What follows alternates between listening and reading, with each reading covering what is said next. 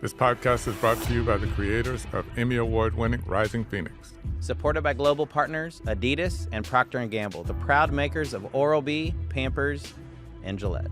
Hi, my name is Matt Stutzman. I'm a four-time Paralympian and silver medalist. And I'm four-time Olympic gold medalist Michael Johnson. Welcome to our podcast, Rising Phoenix. What does it take? Where we'll introduce you to some of the world's greatest Paralympians. Kind of like me. Kind of like you, Matt.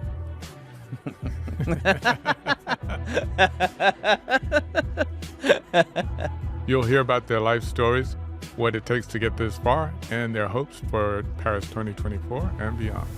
We are back in Adidas Arena in Paris, home of Paralympic badminton. Yeah, it's great to be back here. So, Michael, who was your hero growing up? I didn't have sports heroes growing up. My dad was my hero growing up. I mean, I just saw my dad take care of everything. We didn't have a lot, but there was lots of things to worry about. But my dad always kind of was like, I'm not worried, and just kind of had that control of everything, which was really cool. But later, as an athlete, I started studying great sprinters that came before me, and people like Jesse Owens, Tommy Smith became my sports heroes. How about you? Just like you, it was my dad. My dad is the reason why I believe that I'm able to think the way I think. He's always been the one that pushed me. I remember he would always be like, Matt, if you want to climb an apple tree, that's fine. But if you climb up it by yourself, you have to climb down it by yourself, which is mainly me falling, right? But I always loved and respected how he brought me up to look at the world as I look at it now, so I can, overcome pretty much anything that is thrown at me. Our guest today is someone who has always looked up to you, Michael. Did you know that? Who is it? He's amazing U.S. track star, Hunter Woodhall. Yeah, I know Hunter. Hunter's been fantastic as an athlete. I've been following him for a while. He's 200 and 400 meter sprinter just like me. And he's a national record holder in the T62 100 meters as well. I'm expecting great things from him this summer in Paris. So it sounds like you're quite a fan of his, Michael. You can tell. I can tell. Yeah, you're not the only one. His wife, who is an Olympic long jumper, Tara Davis Woodhall, they have a massive following on social media. They're basically an athletic power couple. Yeah, so let's meet the man whose Instagram tagline reads, "They said I'd never walk, so I learned to run instead." Welcome to Rising Phoenix. What does it take? Hunter Woodhall. Thank you so much. What an intro, too. I'm a huge fan of both of you guys. It's great to hear I got some fans here as well, so I appreciate that. I'm excited to talk to you guys. Absolutely, man. Great to finally meet you. I followed you on Twitter. Great to finally meet you in person. We've never met formally, but I'm excited to be able to talk to you today. So I feel like we've probably been in some villages together or something. I think so. What was your favorite part about the village in Tokyo? I think for me, my favorite part of Tokyo was just the fact that Tara also got to experience that. So I thought that was really cool, kind of comparing experiences. And then actually, Tokyo is where I started to like sushi. So I like the dining hall. The little Japanese section was my introduction to sushi, and pretty much what I ate there every day. So I know they don't have sushi in Arkansas, or do they? You'd be surprised. So you compete in the 200 and 400, same events I did, but you dabble in the 100 a little bit as well. So how did it go after that amazing advice that I gave you? I'm still working on it. Yeah, I'm still trying to figure it out. But I tried to execute in Oslo, and I got up faster. So that was really good. But no, it was great advice. And I'm like, I thought it was ironic, just a little tangent, that Michael Johnson, greatest track and field athlete of all time, starts this statement with, "Hey, I'm not a coach, and if I was, I probably wouldn't be a good one." And I think it's so funny with internet right now. We have so many internet coaches, and it's like, if the most qualified man in the world is prefacing this by saying, "Hey, I'm just saying this is my opinion," then that should be a lesson to everybody else that they definitely don't have an opinion or a dog in the fight. So I thought that was pretty neat. But Man, what an honor. I said, if it works, then I'm gonna take credit. If it doesn't work, then it's your fault. It's your fault for following the advice of a Yeah. 10:09 sprinter. No, it's good. I'll keep executing. I'll let you know how it's developing. But I think you're onto something for sure. Yeah, I yeah. think if Michael is messaging you about ideas to go faster, it's probably pretty safe to say that it's probably Oh yeah, I'm writing it something worth down. trying It's in for the sure. notebook. Yeah. Yeah, it's locked in. Let me tell you. So, how did you come to be a double amputee? I had a birth defect. So when I was born, I had something called fibula humilia, which is you don't have your fibula bone in either of the legs really. My ankles were fused. Most of the doctors talking to my parents at that time were trying to correct it, right? Do corrective surgeries, cast me, get my ankle back in place, use a walker, these kind of things. And finally, after 9 or 10 months of exploring options, they found Shriners Hospital for Children, who suggested that hey, maybe amputation is actually the best solution. So at 11 months old, I had both of my feet amputated through the ankle, Symes amputation, and at 15 months old, I was walking on prosthetics, and I never had to do any sort of recovery or working with somebody to learn how to walk. Just as a kid, I kind of naturally did it. So after you learn that you're going to spend your life on prosthetics, what in your brain says, you know what, I'm going to become a runner? Man, I feel like most of it's just human instinct. I wasn't really conscious before I had prosthetics, so I've always known like, hey, this is the reality that I live in. So I never really had to think too much about it of what now. And for me, like I grew up in a really great home where my parents, pushed me and didn't let me use my legs as an excuse, for lack of better terms. And I had two older brothers that loved sports, and I could follow in their footsteps, and they were hard on me and they were tough on me. And I learned how to be a competitor. And track was just an outlet for that. A lot of these other sports were dictated by a coach or a team or somebody who could say, hey, we don't want this kid to get hurt, or we don't want to have the responsibility of what happens to this kid. Track was like me versus the clock, and that was it. So no one could control the outcome of the work that I put in, and that's kind of what I fell in love with. That's kind of what I attached to, and since then, yeah, I've just been like in love with the progress that you could find in track. Talk about, when you first got your first pair of running blades. How was that? Oh man, it was wild. I actually got into running 5Ks with my family in my walking prosthetics.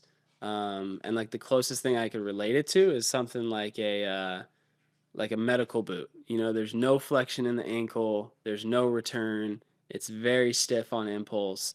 And that's how I learned to run. And then after I ran a few 5Ks, I was like, this is pretty tough. I asked my prosthetist, like, is there anything we could do to spice this up a little bit? And they suggested, like, hey, let's try to make a running blade. And I remember the first day putting on these running blades. It was just so much easier to run. It didn't feel like a burden. It didn't hurt to run. It wasn't so heavy. It felt easy. It felt free. I wasn't running fast at the time. Granted, I was really uncompetitive as far as competing with other able-bodied kids, but um, again, it was more that like feeling of progress and that ability to continue to grow and get better at something. So in 2017, I went to able-bodied national championships in archery, and I had one of the better tournaments that I've ever shot, and ended up winning the able-bodied national championship. And as soon as I did, there were able-bodied archers that actually filed complaints against me saying that I was cheating. And so I know that the blades that you're using, and because you were beating able-bodied people, kind of started the accusations of, cheating. What's your kind of like thoughts, I guess, with that? Yeah, I think it's a big question, and I would be silly to not understand that there are advantages to running on prosthetics, but I also understand that there are disadvantages to running on prosthetics, and where that balances out, I'm not sure. The problem that I have is that people, just like with your situation, will go to, oh, you're cheating. It's like I'm not cheating. I don't have a decision in this. This is not my choice. I didn't choose to run on prosthetics. I didn't choose to do any of this. I'm just trying to compete. I'm trying to run. And like if I'm beating you, I think that's more of a problem for you than me. So I just think that people need to kind of change their perspective and just understand that this is different, because cheating implies that you're doing something that's cutting steps out of this process and getting good, right? But it's like, I know there's never been a single person that's accused me of cheating that works harder than me, that focuses more on their recovery than me, that focuses more on their nutrition than me, that's more locked in than me. I think it's kind of silly that people would see somebody without legs and their first thought is like, holy cow, that guy is really cheating. You know what I mean? Like, that guy has a good advantage. Or a guy shooting a bow with his feet, like, yeah, that guy's cheating. Like, if I'm cheating, like, you pick up the bow with your feet and see how it goes. Like, it's pretty simple. So I don't know. It is what it is. I think a lot of those people have their mind made up, and I think anything that I could say or tell them is not going to like really change how they feel. So Like with both you guys, with someone making the accusation that you cheated, did they ever explain what they meant by that? Like, because I mean, cheating is cut and dry. It means like you're not following the rules and you know it, and you're trying to get an advantage over us and do something that's not allowed. I mean, is that Yeah. so? So how? I mean, you went in. I mean, I'm just trying to understand where that would come from. Like, what's the logic here? Because it's not making sense to me. For me, the protest was that because I used my leg instead of an arm to hold the bow, I'm actually stronger. That was what they wrote down in their protest. That which made no sense to me because I mean the rules you can use your feet if you want to, like in the rules, right? Yeah. So Okay. I think it's one of those. I'm gonna move on because there are some things that I'm not supposed to understand. I'm gonna put that one in that category. okay. I'm just not because I don't think that's ever gonna make sense to me, no matter No, how much we talk about it. no. But let's talk about you, Hunter, and you getting a scholarship for able-bodied athletes to a NCAA Division I college, which just doesn't happen. Now it's happened after you. That's when you came on my radar because I was like, this is crazy. Talk about that because I think a lot of our listeners also, if they're not American, they don't understand just kind of how coveted an NCAA scholarship for a track athlete is, and for you to actually accomplish that, that was massive. yeah, it was. For me personally, I've always just dreamed of being a collegiate athlete. It was always just the the the crown jewel, right? It was like the end all be all. And going through high school, like I wasn't very competitive in an able body sense, like especially junior high, early parts of high school. And I would still tell people this goal. I would tell their coaches this goal. I would tell their like whoever it be, like I want to make a Division I track team. And I remember how many people would just be like, "You're not fast enough." Straight up, point blank, "You're not fast enough. I'm sorry, it's not going to happen." And continually, like that's what my progress was. Like through high school, my goal was I want to get recruited and I want to go to college. I want to get those letters sent to the school that say they're interested in me. And by my senior year in high school, I was running times that were top 5 in the nation for able body. I was running 46.2 as a high school senior. I mean, I ran 46.6 on the relay in high school. That was my fastest on the four. I never ran an open 400, but I ran 46.6 on the relay. And man, you ran 46.2. And I mean, as a disabled athlete, that's just crazy. But it's why you are who you are. I did not get a single letter from any of the schools. I didn't get recruited by a single college.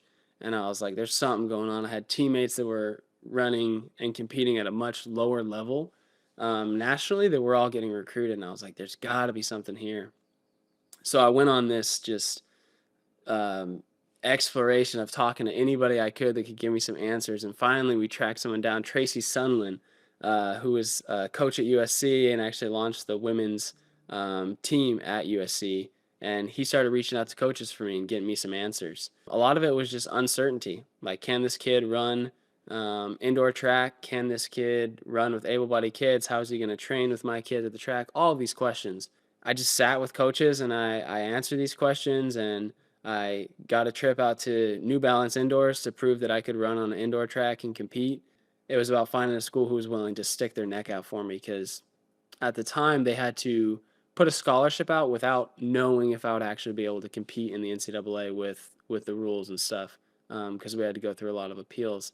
And Arkansas was one of those schools. Like from the beginning, they said, "Hey, we believe in you. We got your back. Want to fight for you." And since I got on campus in Fayetteville, I was like, "This place is special, man. There's something about it."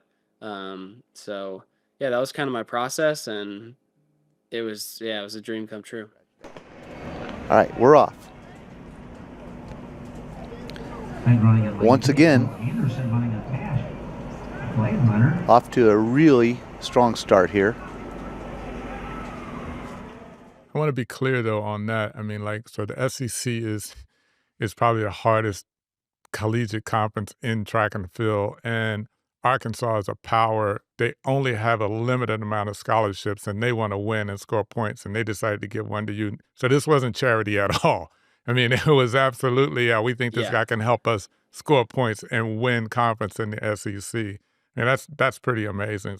yeah, it was really cool. And shout out to Arkansas. It's a really Yeah. awesome school. They really believed in me. And our runner which is from pretty sweet. Arkansas, running Woodhall, running outstanding in 47.66. It's got to make you feel good that you've kind of paved the way for the person who now looks up to you, that wants to be Hunter, right, when he grows up, or she, right? So that's got to make you feel pretty awesome, right? It is awesome. I don't think it was ever like the intention of why I did anything, if I'm just being honest. But speaking with, younger generations coming up or other people, or maybe they don't even have a disability, but just saying like the fact that you did that, it was so inspiring to me, and it made me do X, Y, and Z. That is the outcome that comes from it. And I think that's really special. It motivates me to do more of like, all right, what dream or what thing do I want to do that people are telling me is crazy, that if I do that thing, I can continue to inspire other people and get other people excited about whatever they're doing. So I think it is really cool. But a lot of it, is like just me really believing in myself and wanting to do something. And a lot of people have invested in me, and they've put their time and energy in me. And then like, I wanna be successful for them. I want these guys to be able to see me do well. And like having my parents at a SEC championship and scoring points in an individual event at a SEC meet is like, that's peak. It's really special for me. So you're competing on the college circuit. Your romance is blossoming. I saw him warming up for the 400. I was warming up for hurdles, and I just like saw him and I was like, ooh, who's that? At the time, I didn't know he didn't have legs. And I was like, damn, that girl's fine.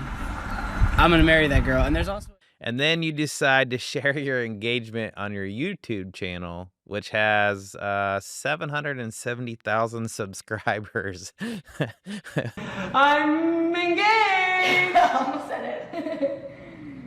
We posted about it today, and the amount of like love is insane. So I just want to say thank you for like caring about what we're doing. Thanks for being there. Did you just wake up one day and were like, you know what? This is a good place to put this?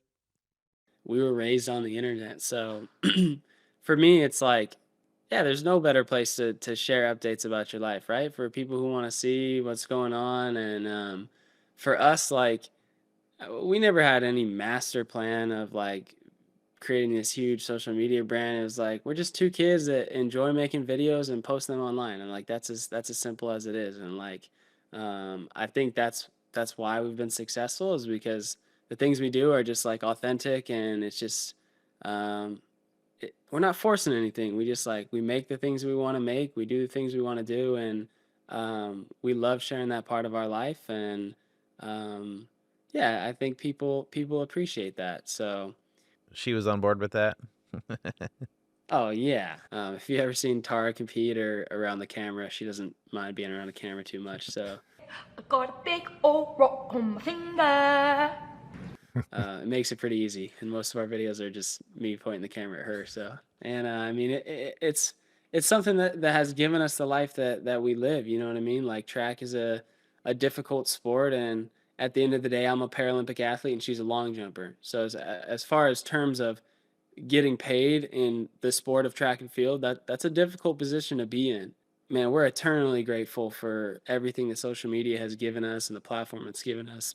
Tara's a long jumper, you're a sprinter, you're both athletes, and but you have this huge following that people now I guess probably expect, and they're waiting for that next video to drop, and that next piece of content to drop. How do you guys manage, sort of balancing those two? Content is a really easy place to burn yourself out if you're just continually burning that midnight oil, and you're constantly tired, and you don't want to get on the computer and edit. So that's the biggest determining factor is like, hey, is this something that we don't want to do?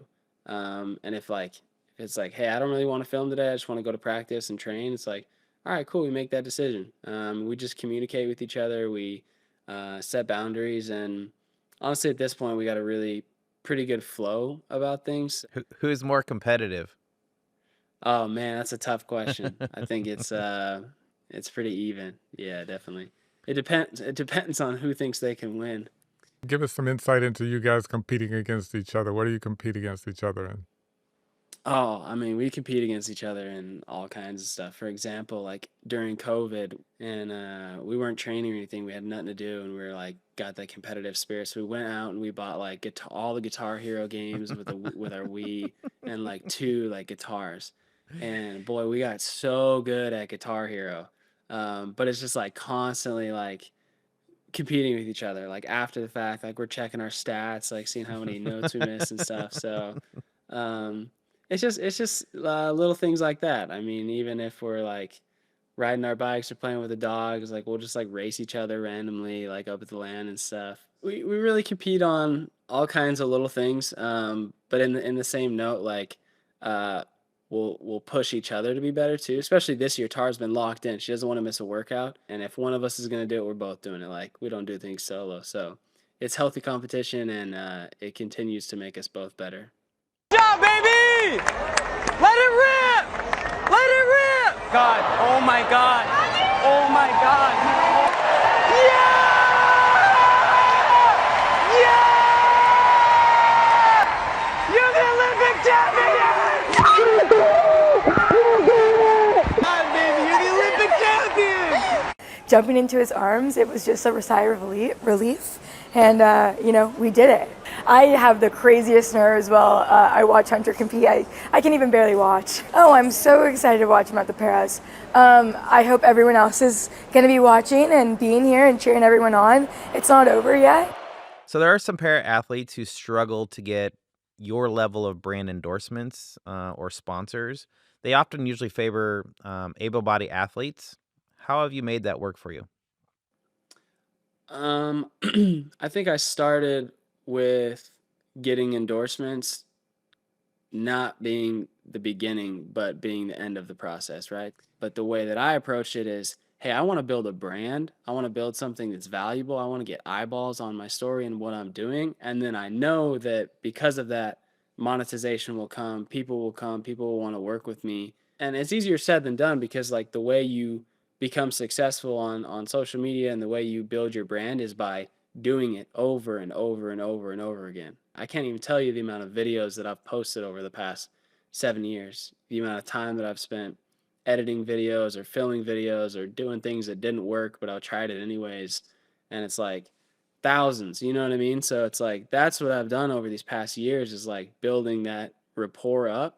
And then you get to a point where it's like, okay, now you provide a lot of value to these brands. I see a lot of people in track and field, especially saying that they feel like they deserve more money in the sport. They feel like they deserve to be paid more. But my question is, what value are you bringing to the people you're expecting to pay you? And that could be performance, that could be eyeballs, especially with Paralympians. They have such amazing stories. How can I tell my story to get people's eyes on what I'm doing? And then the sponsorships, the brand deals, all that stuff is going to be, a domino effect of what you're doing, telling your story. So I just wouldn't start with that being the goal, if Yeah, that I makes think sense. it absolutely makes sense. I think that's a message that, like you talked about, in track and field with able-bodied. I mean, everybody talks about what's deserved, and to your point, the conversation that's always lacking is, okay, if you're expecting the sponsor to come in and provide money to you, what value are you bringing back to providing back to them? you seem to understand this as an entrepreneur because you've been an entrepreneur and you have your own brand, you have your own company. Talk a little bit about, how you got started as an entrepreneur and tell us about that business. Yeah, absolutely. I've always been interested in business, and I mean, growing up, like me and my brothers were doing lemonade stands, like we're shoveling snow on people's driveways for 10 or 20 bucks, and we had a garbage can cleaning company where we'd go and pressure wash people's garbage cans. Like me and my brothers tried everything we could to make money. Kind of how we were raised. My parents are entrepreneurs. They started their own business. Okay, I know that's possible now, like our previous conversation, how can I create something that provides value for somebody else? First, honestly, my first business was social media. And then I met a guy, Jonathan, here in Fayetteville, who's like, man, I got this idea for this clothing company. It's like a giant hoodie, right? And he's like, I ordered these 5X hoodies because he had a print shop and we put them on and they were so funny. And I like gave them to a few of my friends and they're like, hey, this is really fun to wear this like super oversized hoodie. And he's like, I want to create giant hoodies and just sell them as such. And I was like, if you figure out how to market that, it could do really well. So we started this company in the print shop with $1,000. We came up with some designs, printed them on these hoodies. I took photos, listed them on a website that we made. And then I just started making TikToks and Instagram reels and social media content. The same thing I've been doing, I just tailored it to the business that we created. And I mean, within 6 months, we had just exploded. We like started with the intention of selling 50 hoodies a day, and by our first year, like we were already 7 figures into sales, and it was just like so crazy, like a meteoric rise. This teeny little company that we built. So that was it. It was just like applying the lessons that I had learned from um, building my own brand on social media and applying it to a business and something that I was passionate about and excited about, and a really cool product that I thought we made and that people really enjoyed. That's awesome, man. I mean, lots of people, start businesses and want to be entrepreneurs. I'm just wondering, and it's hard. And a lot of times people, want to do it, but they also don't because they don't think they're going to succeed. I'm just wondering if your experience as a Paralympian and as a disabled person, if that contributed any way at all, if you feel like your success as an entrepreneur, as a content creator, and all of the other things you've done, if any of that you could attribute to, your life as a disabled person and the challenges that you had to overcome from that perspective. Yeah, I think my life as a person who is disabled and also the way that I was raised with that disability. My mom would always say, for example, she would say, it's not that you can't do something, it's just you might have to find a different way to do it. And that always stuck with me. I said, you're right, like I can do anything, it just might not look the same as how you do it. And that mindset was instilled in me really early, and ever since then, I'm like you're saying, having a disability, I'm learning how to fight through difficult times or figure out difficult situations, but I know that I can. And I think that's extremely powerful. Not every time it's going to be successful. Business is hard, athletics is hard. Like all of these things are very difficult, but it's like being lucky is just showing up more than the other person, right? The more you show up, the more chances you got to be lucky. So just keep showing up, keep executing, and at some point things are going to fall into place, especially if you're doing things that you're passionate about and you really believe in. I do know that you're very interested in finding the perfect prosthetic. My question is that Mm. is that because of the result that happened to you in Paris last year at the World Championships? It is a lot to do with that. Well, I saw Hunter Woodhall. He did an acceleration, and then suddenly he was coming back not wearing one of his legs, but hopping. Yeah, last year at World Championships, my leg broke, and it was 100% my fault. It was just a lack of preparation. While his blade is still attached to his leg, that's his wife there, Tara, just comforting him because he is He's devastated. in tears, by the way. He was in tears sitting on the block. I think what's happened is that your blade is attached by 2 bolts, and even though the blade was still attached, the bolts look stripped, and even from this distance... I remember Noah Lyles saying something like, if you continue to work on the thing you're really great at, you're going to see maybe a little bit of progress. But if you work at the thing you're really bad at, then you can see so much more progress because of what it's compared to. So I was like, that is really interesting. So let me dial in these prosthetics. All my other competitors are on the best setup they could possibly be on, and I'm winging it. So how can I level the playing field and then, kind of do my athleticism justice and just push the envelope a little bit? So it's kind of my mindset, and man, it's working out, but we're still testing. With archery, it's very much precise and dialing in the equipment. And so I think you and I would get along outside of competition because it sounds like you like to dial things in and just make it like absolutely perfect. Um, because of that experience that you had, do you kind of dread, returning to Paris? Oh, absolutely not. I got a vendetta. I'm like more excited to get to Paris. Like, man, this whole year I just been excited to compete. I've been excited to race, and going pro was a tough transition. And I remember getting to a point where I was scared to race, or I was scared of the outcome of racing. And it's like there's a difference between being nervous for a competition and being scared. And I was scared for a really long time. And um, I think that was a lack of confidence, right? When you're not confident, when you don't know what you're going to run, when you're not sure where your training is at, that's when I'm nervous to race. But I know where my training is at. I know where my nutrition's at. I know where my recovery's at, and I'm ready to run fast. So for me, it's like every competition I can get in, like, yeah, I got some nervous energy, but I'm excited to compete. I'm excited to race. And man, I've been dreaming about that purple track. It is a cool color. It's a purple track that we're gonna have here in Paris, and it's pretty cool. That'll be a first. But what about the Paralympics specifically makes you excited? Like, what does the Paralympics mean to you? I've found a new love for the Paralympics very recently. To be completely honest, in the past, it's kind of been like um, just what I do after my able body season. Now that I've went pro, and I can just focus on the Paralympics, I've gained such a new appreciation for it. And the special thing about it is that it's a thing. The fact that people have taken the time to create an event for those with physical disabilities to compete against each other and have an opportunity to race is like it's just really, really special. Now, my thought is, okay, how fast can a guy on blades run? I think I'm that guy. Like, I really think I could be the guy to push that envelope. I just have a new goal of like, how fast can somebody run on blades? I don't know the answer to that question, but I plan to find out. So that's what's gotten really exciting to me. And I think that it's a very competitive environment. I mean, so many of these different classes and events are, running really fast times or just progressing really well, or just like I don't know, it's just different. It's interesting, it's fun and exciting, and I think that the Paralympic movement is just like it's really growing right now. Hunter, thanks so much for your time. We appreciate it, and good luck this summer in Paris. Talking about training earlier, I know you got to get to training, so we'll let you get on to it. I'm ready to go. Yeah, thanks guys. Honestly, so good to talk to you guys. Huge fan of both of you, and man, it's a dream come true today. I will be in Paris as well. This will be my fourth game, so make sure that you come and say hi to me because I would love to meet you in person. Let's go. We'll hit a meal at the village. That sounds like a plan. Thank you so much for being on the show. Yeah, thanks guys.